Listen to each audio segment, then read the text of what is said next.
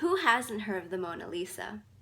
Known for her mysterious smile, she attracts millions of tourists to the Louvre every single day. However, many don't know about the history hidden behind the canvas. Painted by Leonardo da Vinci, the Mona Lisa was born in the very heart of the Renaissance, Italy. From the 14th to 17th century, these new ideas and changes spread all throughout Europe and affected culture even today.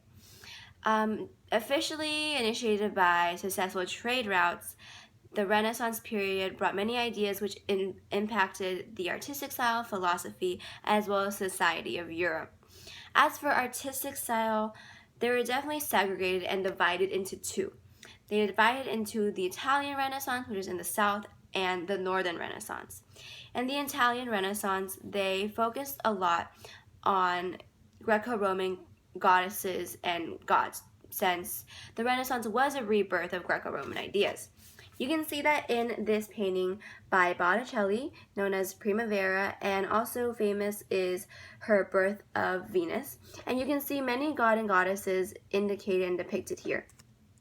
Another really big aspect of the Italian Renaissance was glorification of man's body, which you can see in Michelangelo's David. Definitely very glorified and showcases the body in a very idealistic manner. But in comparison to the Italian Renaissance, the Northern Renaissance really focused more on everyday life and landscapes and nature. And they also focus a lot of attention on detail. For example, in the Arnolfini Wedding by John van Eyck, you can tell that they focus a lot of detail due to this wheel right here. It's very famous, known for this wheel because, in fact, you can see the entire reflection of this portrait being painted. And it's really amazing because their attention to detail is one of their most interesting aspects of the Northern Renaissance. Now, in terms of philosophy, there were definitely many new changes. Two of them which were very important, which is Christian humanism as well as individualism. For Christian humanism, it was in philosophy an idea that we should go back to original texts of the Bible and listen to what Jesus has to say, and we should follow how he lived his life and what he believed in, instead of listening to someone else's interpretation or just blindly following along to what the popes or preachers have to say. Since during this time period there was a lot of controversy in the Middle Ages because there was a lot of corruption with the church as well as popes, and they believed that this was a chance for them to feel closer to God. Now, for individualism, it's one of the main aspects of the Renaissance. And according to the LA Times, Leonardo da Vinci was the perfect model of this because he was a typical Renaissance man or universal man. Since Leonardo da Vinci not only focused and excelled in the arts, but he also had many journals which he focused on anatomy and science and engineering as well. He was a very much well-rounded man, which is what the Renaissance wanted. Furthermore, according to the Renaissance in Europe, Mirandola's The Orientation on Man, he was a philosopher and really emphasized the fact that man has to reach into them and find their full potential, that we are able to find limitless potential in ourselves, and that we should try to excel in all things. As for society, there were a lot of changes, and they affected both the upper high class as well as the normal peasantry.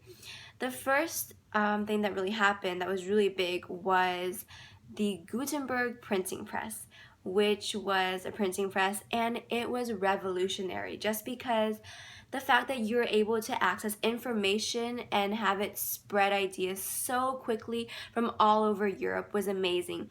Because normally before that, you would just have to listen, you have to be told by someone, you have to be taught. And most of the time, people who were in the upper high class were only able to get this information. But now, everyday people were able to become educated and to read up on new ideas and philosophies. The second thing was the rise of banking families. According to the House of Medici, it is a book which focuses on the Medici family, one of the most prominent banking families in Florence at that time. And it really talked about how their overwhelming wealth and power, since the Renaissance was really just based off of the fact that they had really successful trade routes and they had enough money to support the arts. They focused on the fact that they're able to have their power overflow into different aspects. Catherine Medici was the Queen of France, a perfect example, and not only was she able to get a political position, but she also was able to initiate a religious war, which is really awesome and amazing. She initiated the French Religious Wars, which was a war between Catholics as well as Huguenots, which are French Calvinists. So as you can see, the Renaissance really did impact Europe so much, so greatly, and in all aspects of arts, as well as philosophy, as well as society. I mean, if it wasn't for the Renaissance, the Mona Lisa wouldn't even exist, much less be a global phenomenon and world